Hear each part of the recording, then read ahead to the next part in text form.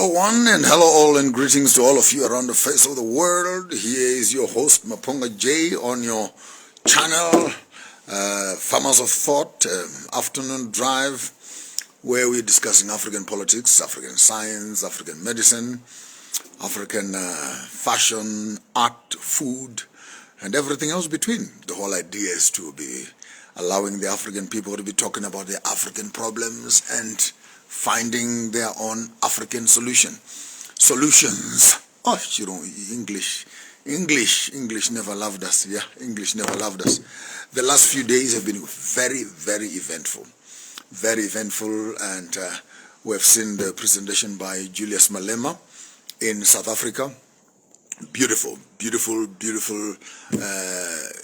outfit right there, well organized, powerful transition from the ANC government into the economic liberation movement that is starting out there. Anyone who is a fool would undermine what Malema is doing in South Africa, because that speaks to an authentic desire of the people to transform, change, and rewrite their own narrative. But beautiful. I love the sentiments shared there. One comment. There's something very important I want to say today, so please don't go away. Don't go away.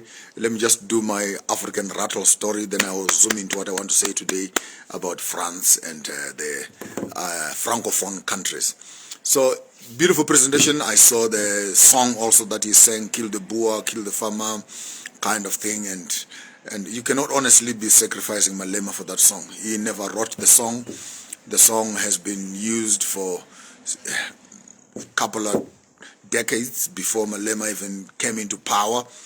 A protest against the colonial system and regime, a campaign for land, and honestly speaking, it's not worth us arguing about.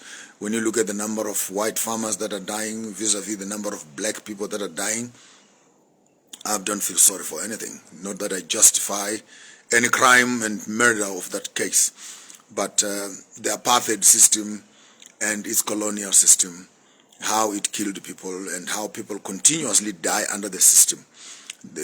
South Africa is accounting for almost like 25,000 people per every 100,000 people are murdered. That is statistics that is on your handset there. You can Google.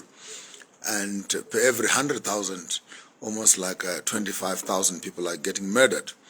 And you compare that with the 52 million people, and of those people, of the 25,000 dying every year, or every month, 16,000 of those are black men. 16,000 of those are black men, not women, black men.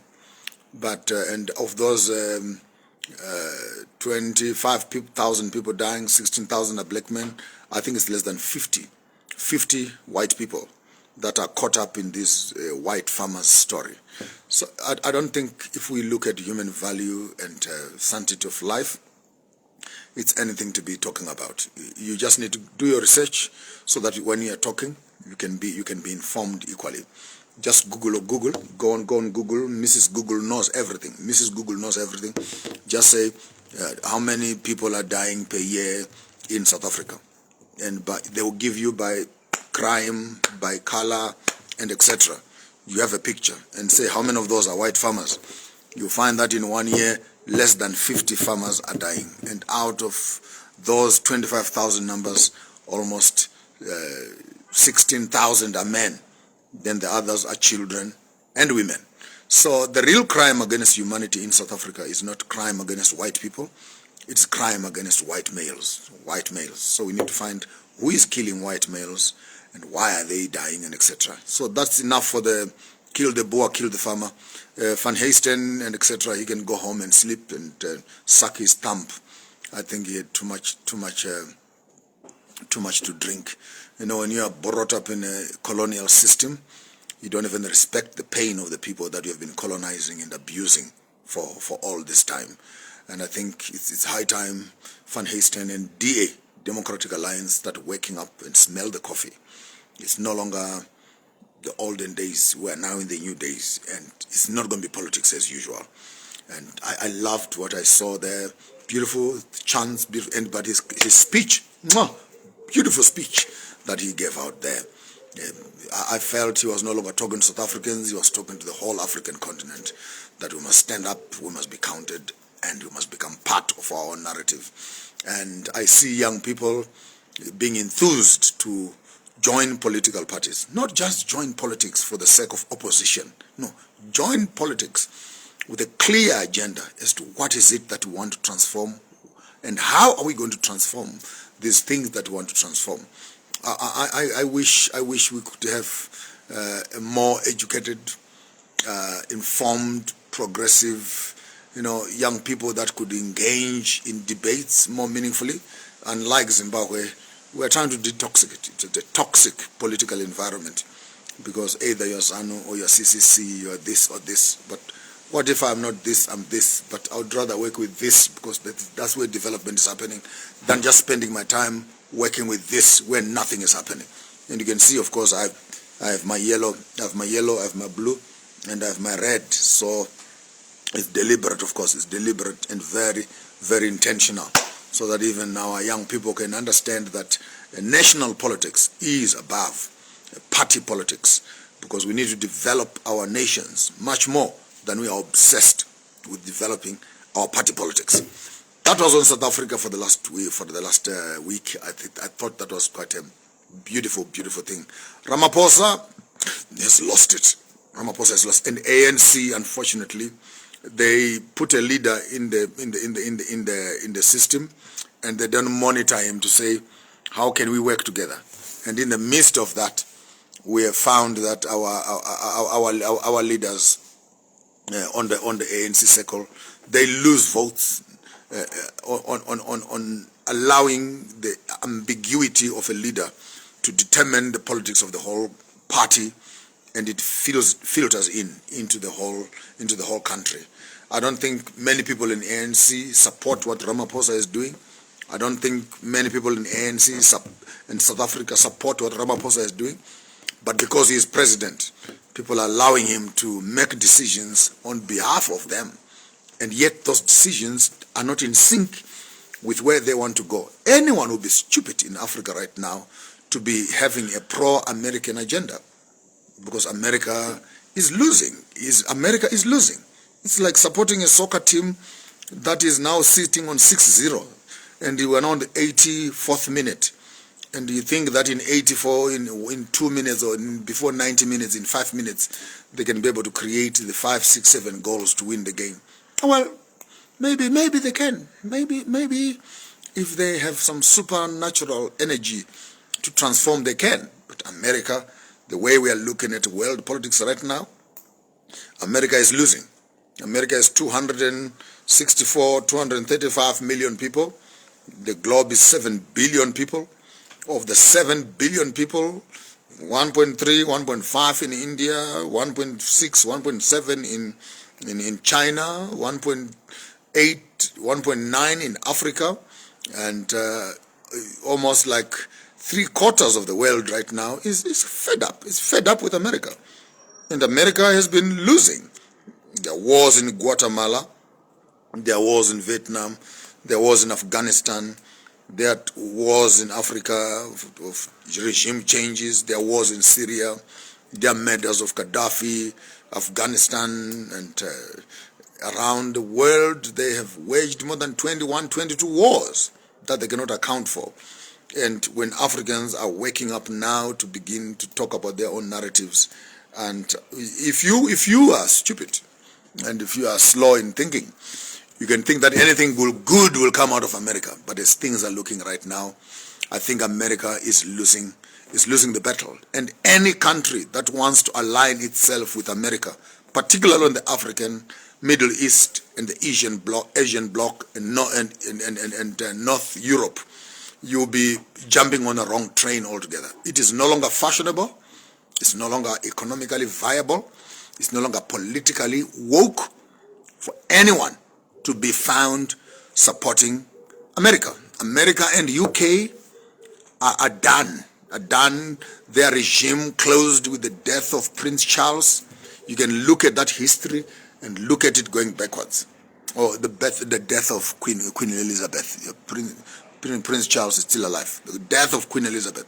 You can look at the death of Queen Elizabeth going back that way. That's where the America and Europe were popular. After the death of Queen Elizabeth, coming this way, it introduces us to a totally new era, the era of knowledge, the era of reconnaissance, and there's no way Europe and America can walk around the world telling us about human rights, which they've not respected all their lives.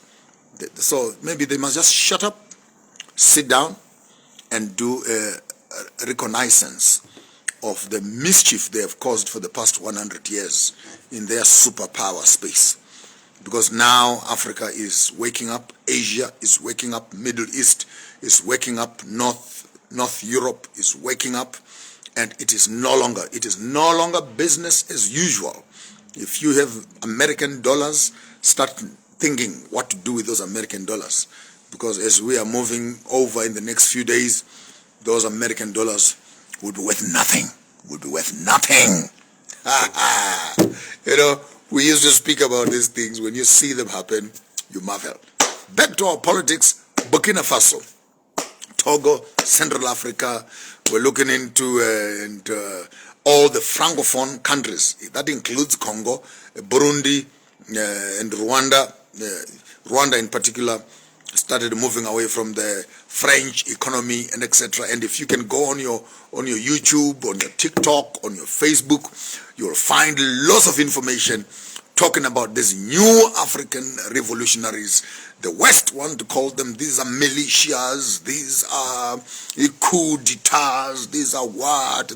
Yeah, they are coup d'etats because leaders that you don't have control over are coming into power. Yeah, get that part right. You know, all along you've been manipulating the system. You've been manipulating the system. You give money this side, give money this side, and manage it, and boom, boom, there's a president, and the president is your puppet. And you make him sign some treaties. He guarantees you, no, you still have your business running. And you know what makes the European and the Western world angry is when you have a president in power whom they cannot control. Now let me talk about Zimbabwe, and then I'll move to the Francophone. You see, Mugabe was fine. Mugabe was beautiful because he signed and he agreed. Educated, they gave him more than 42 degrees, professor, doctor. He was in good books because he agreed and set up straight and says, I will not touch land, I will play by the books, and I will obey all the laws that you want to do, because he thought that the white people were honest people, that when they tell you something, they will honor their word. And 25 years later into power, Mugabe then wakes up one morning to discover, hey, Mfet, this thing is not what you think it is. These guys are not going to change their minds. It's a bunch of liars. It's a bunch of liars. They make you sign one thing this side, they're doing the other thing on the other side. They make you do one thing this side, they're planning the other thing on the other side. So they thought that maybe in 2-3 terms, Mugabe will be out of power. Boom! 3 terms, 4 terms, the man is still in power. And the agenda is still on the table. So Mugabe ended up walking out of the political stage as a tyrant, as a bad man, and etc. But in actualism, Mugabe was not a bad man. He had kept the European word and sacrificed his own people on the left. Understand that. When the white people told him that they will honor their word, he believed them. And in believing in the white people, he sacrificed his own people on the right hand. So land reform did not happen, industrialization did not happen, economic transformation did not happen. Things continue to happen the way in the colonial system. And 25 years later, Tony Blair was nowhere to be found. He says, I'm going to be paying money from Britain to pay. Mugabe says, you keep your London, I'm keeping my Africa, my Zimbabwe. The rest is history.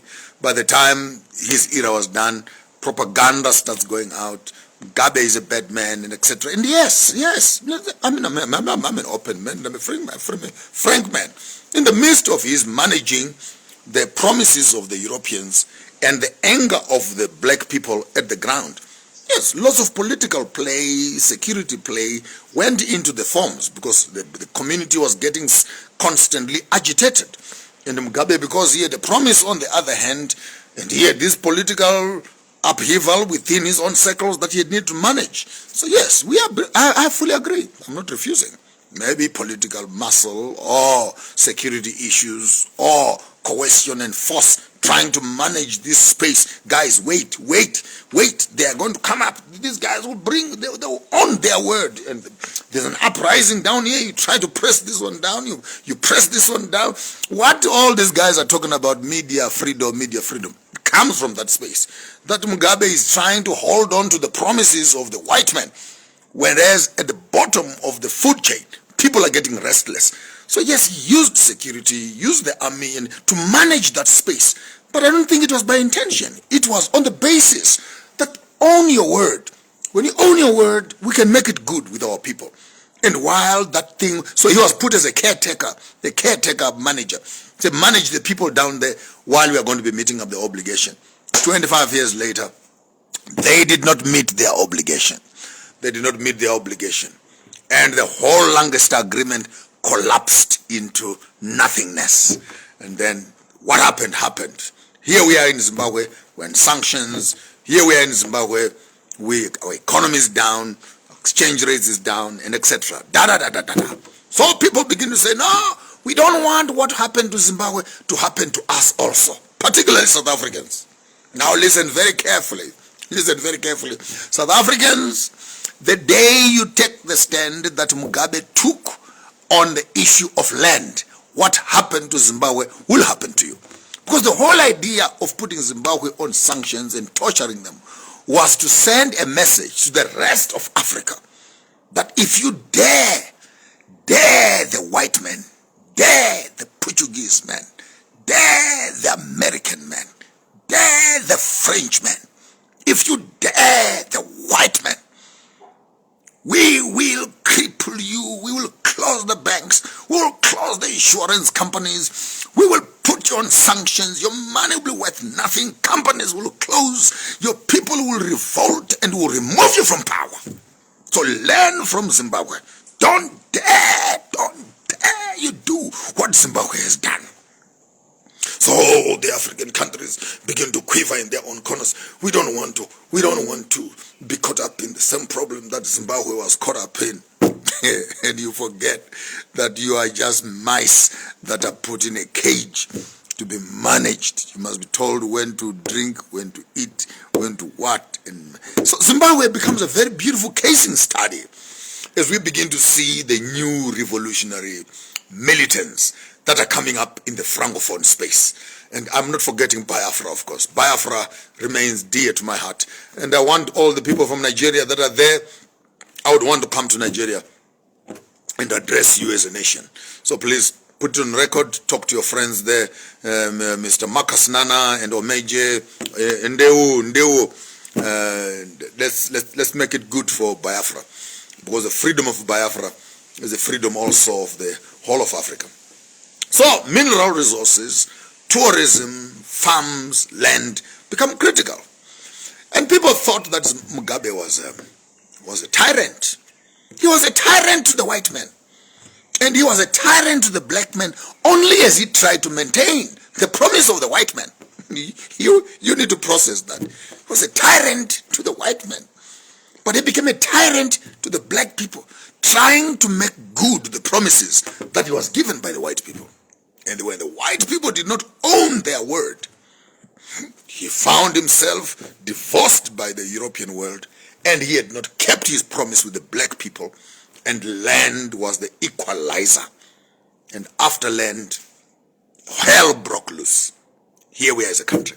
When you look at the new politicians that are coming up into the space, Burkina Faso, and Mali, and Guinea-Bissau, and Guinea-Conakry, and Chad, and Rwanda, and all the Francophone countries which have been keeping the French government and the French economy running for the rest of the time immemorial and history. Now the balls are changing.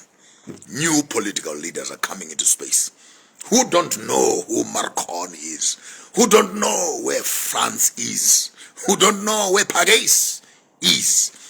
And they are coming up with new political conversations. Africa comes first. If you look into what they are saying right there, you'll find it very interesting, because what they are submitting to the rest of the world, particularly to the French government, it is exactly what we have been saying for the longest of time, that if you want African resources, then you need to come to Africa and beneficiate those resources. If you want African, coffee, or be it gold, or be it whatever you want, make sure that you don't just grab these things and walk away, but come to the land and beneficiate those resources and make them good. So France and Benin, yes, thank you very much. Benin, Niger, and Burkina Faso, and thank you very much, Armando. And Benin and Niger in particular stands up with a new leader there who says no more colonialism. And France gets excited. Macron, I think, is still wet behind the ears. And he blurts out some unprecedented, no, dare you, after the coup in Niger, or Niger, whatever you want to call it. If you don't restore our old president, the one that we have an agreement with, if you don't put him back into power, we are going to put you on sanctions. We are going to protect our interests. That's what France is saying. They want to protect their interests. What are their interests in Niger? What are their interests that they must protect? So you need to put back the president, or else we're going to come for war. And the military general, maybe sometimes I just love the war generals, says, dare you speak war. And 2, 3, 4 other countries on the sides of Niger, Burkina Faso, and Mali, and etc. If you touch Niger, you are declaring war, and all of us are coming out for war. And while you are on that you want to protect your interests, now we understand what war is all about. War is about resources. War has nothing to do with human rights. War is resources. War is resources. Then our honorable president in Niger wakes up in the morning and boom, chops off the gold exports to France. Boom, chops off the uranium exports to Niger. Niger remains one of the biggest producers of uranium. Cuts it off. And France is now in a messed up state, because they also cut off their gas with Russia to support America. And now, because they were hoping that they will use the uranium from Niger for their power stations to run France, now they are cut off in Russia. They are now cut off in Africa, in Niger. So you find that uranium has now become the new password for war. The Western world, they want the uranium for power generation, etc. And he says, if you want uranium, you're going to come to Niger, build the plant in Niger, and get your power from Niger to power yourselves in France, so that if you misbehave, we will switch off. I just love this test. What Putin did when Europe was misbehaving, he just went to the tap of gas and just turned. He didn't switch it off totally. He just turned down a little bit, and the whole Europe was, people are freezing in the cold. And this guy says, if you want our uranium, you come to Niger, you put your plant right here, you build it here, and then you put your cables to go to France. And when we don't like what you're doing, we will switch off power. Let's see what will happen to your industries, will happen to your households, and etc. So France is caught between the hard rock and the deep sea. They don't know whether to now bow down to the new general, or to organize a coup d'etat and organize some insurgencies and mercenaries. And remember, Burkina Faso is the same country that Lumumba was butchered by the Americans and the French. They killed him. And now another Lumumba, not just a Lumumba to the fourth power, to the fifth power, is now in power. And he's doing exactly what Lumumba would have done himself. And it's just amazing to see the transformation in our political space. So yes, Zimbabwe presents you with a template. When people, Patrice Lumumba, and this is Sankara. Oh, I'm mixed up. I'm just too happy today. So yes, Sankara. So you find that when Zimbabwe puts a template, and the template says to all African countries, if you undermine the European regime, if you undermine, yes, thank you very much, Sena. It's Sankara, thank you. I was just getting excited in my head. If you undermine the European power over your system, and you dare you take your land, then they will use this influential thing. And by the way, Burkina Faso and Niger, they have nothing to lose on the stopping of uranium exports. There is nothing to lose because they never benefited from the uranium. It was just being dug and sent out. So just stop it. It's not we who are going to get cold. It's not we who are going to be freezing in the cold. Africa is warm. Africa is hot. We will find other people that are interested in helping and working with us for our own development. So there we have it. In Burkina Faso and Niger and Chad and Mali and Guinea and Conakry and other countries, all the Francophones are waking up to smell the coffee. If you want us to send you coffee, Thomas Sankara, if you want us to send you our coffee, you're going to come here and you're going to put the coffee plant on the ground. Then you take it as a final product to the countries where you are. There you are. Thank you very much. Frank Lumumba is DRC and Thomas Sankara is Burkina Faso. Thank you. Point noted. So if you want any resource from our country, you come here and you put your plant here. We will send you the final product. See what it does to the value chain. So in Zimbabwe, we've started off the lithium embargo. No more export of lithium. Chrome must be beneficiated here. Lithium here. I'm just waiting for platinum also. Close the thing. Gold. We're going to close up even in a few months maybe. We're going to even close this export of gold out of this country. Because now we're creating a gold coin, as crypto kind of coin. So we don't even need to dig it. It is there. It is there. And the fact that it's there is guarantee that it's there. You can create a piece of paper that you can take to the bank and you can trade on paper while our resources are remaining where they are. So people are getting intelligent. They are not as stupid. These things we've been talking about for the longest of time, or the transformation of the African space in my lifetime. I will not die before I see Africa coming together, waking up and facing up a white man. Listen to Ruto speaking to Mara-Rah. No, Chief. What you are saying and what you are doing are not the same thing. Listen.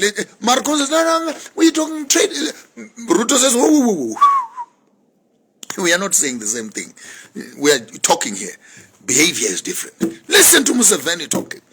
Listen to Mnangagwa talking. Listen to Malema talking. Listen to Masisi talking in Botswana, telling the Afrikaner government, Oppenheimers, you are not going to be giving us 2, 3, 4% of our diamonds per year. We are not going to be renewing your license. Either you change the way you are doing things, or we will not renew the license.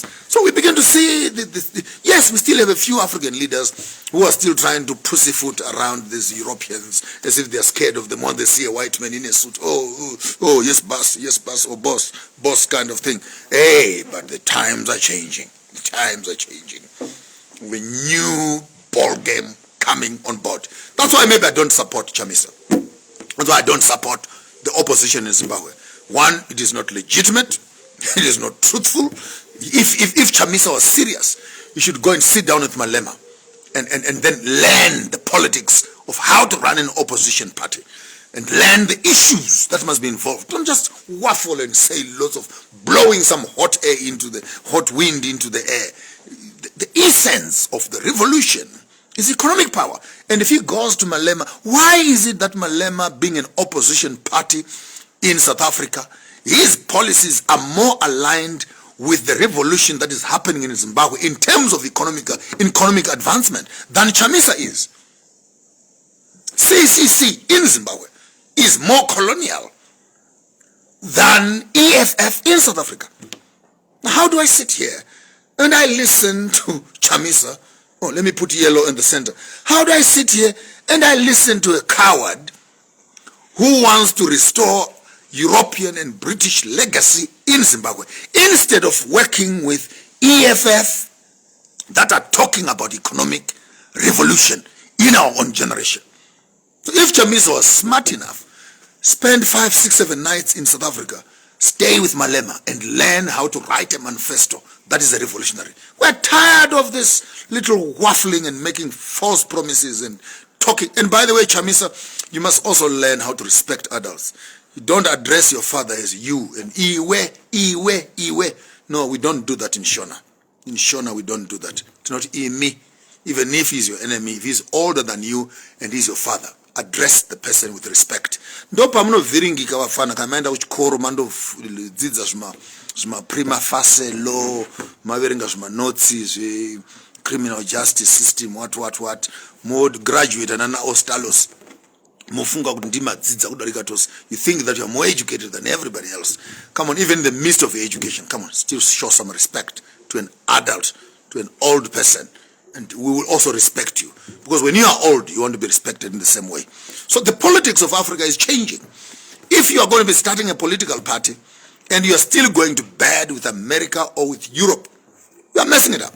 The real politics right now, China and Russia are a transition. But they are a transition with an informed audience that now wants to begin to speak its own narrative. What is that narrative all about? It's Africa owning its resources, Africa owning its own time and destiny, Africa breaking the chains of colonialism. There is no need for any African country to be paying taxes to Europe, to America, to France, to Britain. No. The sympathy of the Chinese and the Russians is at least in the midst of the colonialism. We can now get some bridges, get some hospitals, and get this and this. Resources that we could not normally have. And in the midst of sanctions, we could not access those things. But by no ways are these lands and pieces of transactions being done at a sale point of view. These are leases. Some of them 20 years, some of them 35 years, some of them 99 years. But we are not selling the land. Not again. Land is not for sale. Chamisa must go home. He is irrelevant. He is irrelevant. If he had listened to me some 4 years ago, 5 years ago, when I tried to talk to him, he would not be in this mess. But he thinks he knows too much. He thinks he's more informed. He thinks he's well alert. And unfortunately, he will miss the plane. The leadership that we need, I don't even care who goes into power. Whether it is the army general, or it is the police commissioner, or it is whoever, I don't care. What I care about when you get into power, what are you going to be doing about our people? What are you doing about our resources? What are you doing about transforming our culture? What are you doing about transforming our media space? What are you doing about preserving our own ethics and moral values? Those are the things that are important to me. So the new African politician needs to put his ear on the ground and put his finger on the pulse and understand that the people that you are now leading as African people, they are no longer just small people in the country who can say, viva, viva this. Yeah, we can see right through you. The other day, BT was on the line here. BT himself. Hey, we are spooks. Doma. Don't touch me. I have people behind me who will support me. Maybe it's high time we understand exactly who is behind you and bring those people to the front. Because those are the people who want to engage and do politics with. Not doing politics in a shidoma, ghosts that pretend to be here, yet they are representing other people that are in the background. We want to deal with those people that are in the background. Put them to the fore. I would rather deal with a white man than deal with a black man who has been sent by a white man. So the whole of North Africa, Central Africa is on flames. And let all other African countries begin to understand it's no longer politics as usual. It's no longer politics as usual. You people who are going to be voting new leaders, don't just vote leaders because they speak well and they are good in English. Look for leaders who are clear on the agenda of the restoration of Africa, the unification of Africa, the one currency for Africa, the borderless Africa, one military base for Africa. Start talking business of the unification of Africa. We are not wasting time on these social spaces telling you these things. These things that we are telling you will come to pass. Will come to pass, whether you like it or not. For it is an era and an age of transformation. And those who resist this transformation will become part of the history of the manure at the back of the house. So start thinking, start progressing. So no more uranium. And Cameroon president, and I think he must rest. He must rest. If he's tired, he must rest and give, or else, if he, not just he must rest, he must listen. Send him the video. Maybe before he rests, he can change. We don't have time I don't care who is the leader. We care what is the agenda. Doesn't matter who is the leader. Is the agenda. Whether it is Hakainde, or it is Mnangagwa, or it is Gaincop, or it is whoever. The issue is not changing hyenas with foxes. It's putting a leader there who just changes the agenda. Changes the agenda. So if the Cameroonian president can get this video and say, hey, Cameroonian president, stop your pussyfooting around the French people. Align yourself with Burkina Faso. Align yourself with Mali. Align yourself with Niger and start talking one Francophone politics. This could transform the entire of the Francophone countries. So if that's what we're looking for. So it's not just change politics, change leaders, and then we run on the streets for 5 days. The leader goes there, it's still the same agenda. Even whoever is there, share the video with them. We need them to change their minds. And even my honorable friend and brother, Honorable Hakainde, I also challenge you, listen to this video. Listen very well. We need you, honorable, to start changing your politics. We understand your economics. We understand the background where you're coming from. And I truly respect you as a brother, well known to me. But in the midst of that, I don't think that all the Zambians are happy with some of the pro-West policies that you are promoting. So align yourself, because you're going to leave Zambia behind when other countries are running forward. Same message that I'll say to Masisi in Botswana, an honorable brother to me that I respect greatly. Beautiful policies that you have, but please watch out for this American base that is in your country, which is challenging our sister country in South Africa, challenging Zimbabwe and Namibia and Zambia, because you can actually kill the whole of the SADC region from your own country, Honorable Masisi. So you cannot be drinking coffee with America and America will be killing your brothers and you can still go home to sleep after that. So this is the kind of conversation we want, whether it is Mozambican president, South Africa, and Ramaphosa. Ramaphosa, you are missing it. You are missing it. You're one of the richest men in Africa. I've never seen a man who can forget that he has 40. I got it from a good source that it was actually not 4 million US dollars. It was 40 million US dollars. 40 million US dollars. You forget that kind of money on your sofa. On your sofa. You forget that kind of money on your sofa. You forget 40 million US dollars on your sofa. Whereas the road that goes to your mother's place in Venda is not tarred. The clinic that your mother is collecting high blood pressure tablets from, that clinic has no medicine. The school that you went to study has no desks and there's no electricity. And you sit there and you forget 40 million US dollars on your sofa, on your couch. Stop lying, Ramaphosa. I think you need help. You need help. And even if I see you, I'll tell you on your face. You need help, like serious help. Because I don't think you're doing black people a favor. You're sacrificing 52 million people of that beautiful country for your own interests. Of course, I have nothing much about Malawi. Malawi, join the battle. Join the battle. I don't know how you can join the battle. Food security comes to my heart right now. You still have one of the best weathers in the whole of Africa.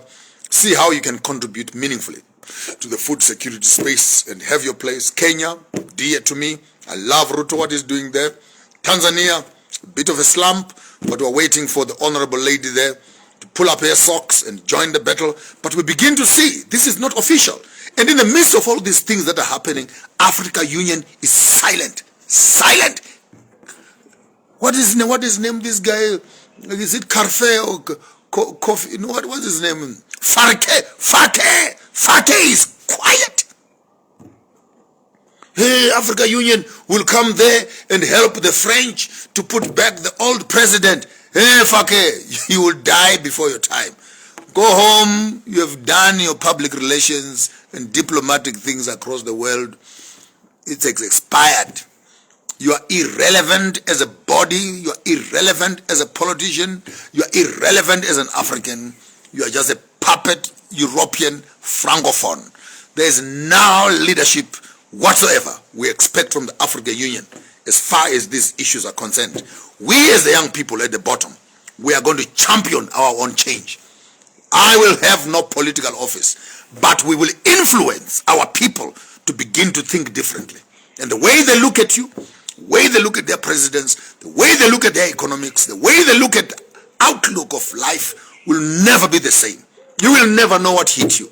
You can remove us from the picture, but the seeds that we have planted of the liberation of the African people will not be accomplished by killing one person. If you don't study well, Farke, see what happened in Libya at the death of Muammar Gaddafi.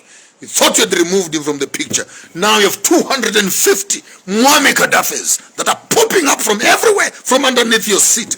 Much more violent and radical than Muammar Gaddafi was. Were you ready for that? Were you ready for that? There's nothing that can stop on the path whose revolution has come. So yes, we are going for votes in 2023 here in Zimbabwe.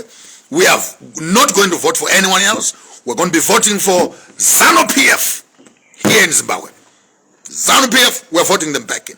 Why? Because all other opposition parties have no agenda, have no mission that is clear as to how do we protect our own resources. And Kasukuwere, I saw him the other day making a very funny comment. Hey, suspend the constitution. Hey, suspend the ZEC. Just put me and Mnangagwa in the ring and we fight each other. Just me and you, Tai and ED, and Emerson, and we fight each other. Then I sit around and say, you want to fight Emerson in the ring, in the suspension of the laws and rules. Then what are you doing in the rules? You want to play a game with no rules. So this is the quality of a president that wants to run Zimbabwe. Who will suspend the constitution? Who will suspend ZEC? Who will suspend all the instruments of order so that he fights the president, and when he wins, then he will go back to the dustbin where he threw the rules to come and implement them.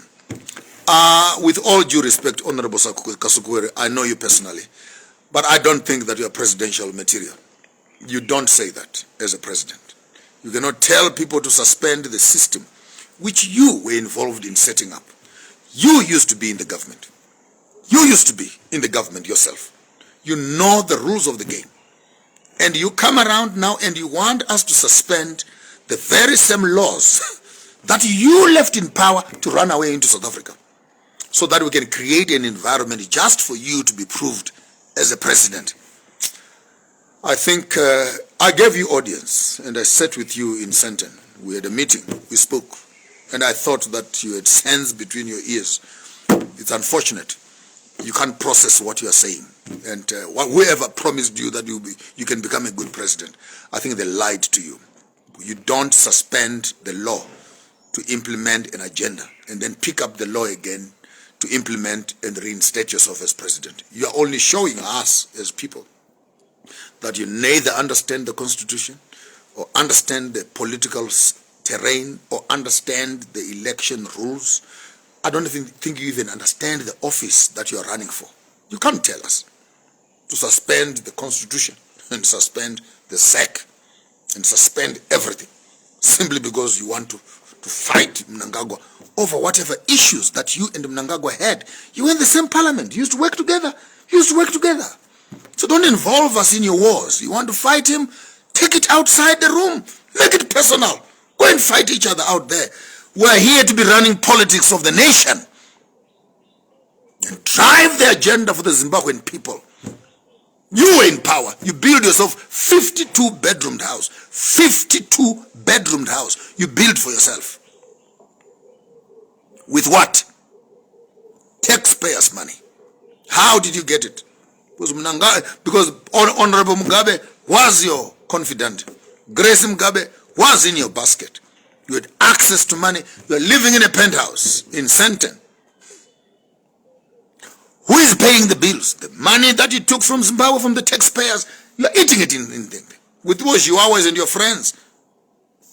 Now you want to come back and tell us that after you're eating our money in Senten, you want to come back here and become a president. And for you to become a president, you must suspend the law, suspend the constitution, suspend electoral rules, and etc., so that you can get into power. I think maybe you may need to get some advice from technical legal people and withdraw those statements, because I don't think I'm prepared to work with a president who thinks like that. That is neither normal or organized or anything else. If you believe in law, then work by the law. If you don't believe in the law, then work without the law. And if you work without the law, then maybe that's why you must not be allowed to contest. But since the law has allowed you to contest, then confine yourself to the law, which you know very well. Don't get mixed up. You say one thing, you say another thing. I'm not a popularist, and neither should you try to be a popularist. Be honest and be truthful.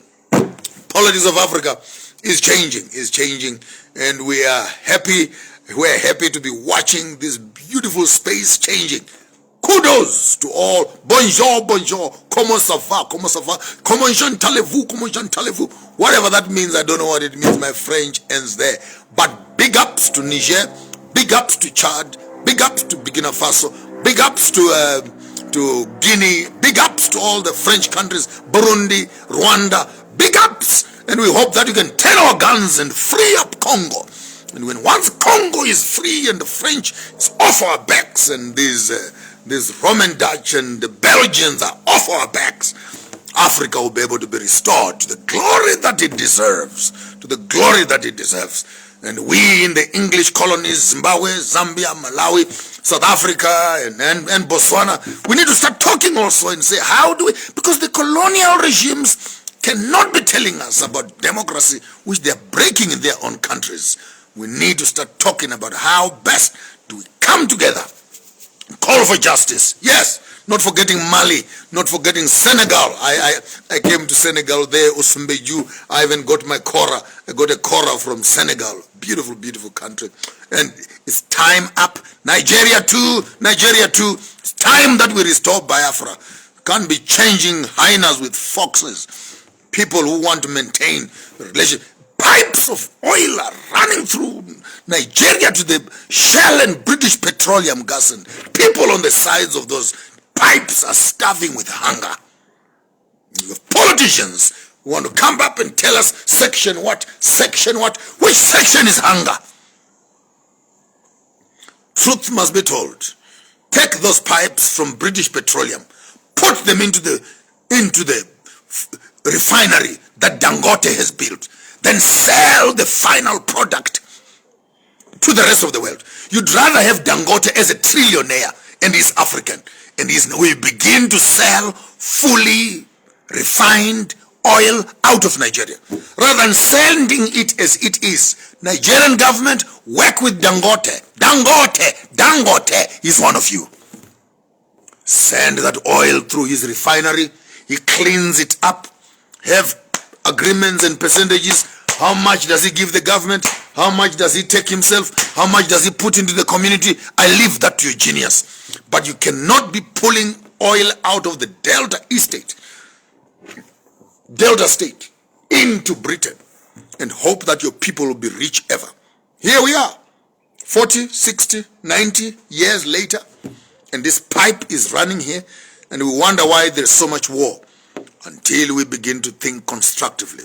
We constantly run in circles. So yeah, that's what I had for you today. The Francophone countries have finally woken up to smell the coffee, and literally the coffee. Because part of the war right now in France, it is coffee war. Where do we take our coffee? Who processes it? Where do we take our gold?